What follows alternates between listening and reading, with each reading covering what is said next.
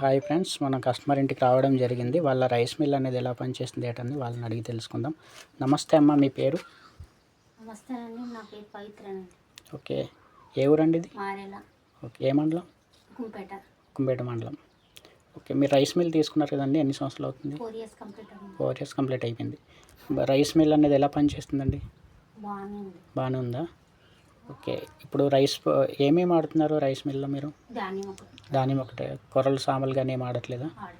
Okay, మీరు పిండి 2 in 1 తీసుకున్నారు కదా, మన పిండి ఆడుతున్నారండి? పిండి అనేది ఆఫ్ చేస్తారు. పిండి అనేది ఎప్పుడన్నా ఆడినప్పుడు మెత్తగా రావడం కానీ గరుగ్గా రావడం కానీ ఏమైనా జరిగింది? మెత్తగానే వస్తుంది. ఓకే ఓకే, అంటే ఓన్లీ రైస్ మాత్రమే ఇప్పుడు యూజ్ చేస్తున్నారు. ఓకే, ఈ రైస్ మిల్ తీసుకోవడం వల్ల మీకు ఉపయోగం ఉందండి?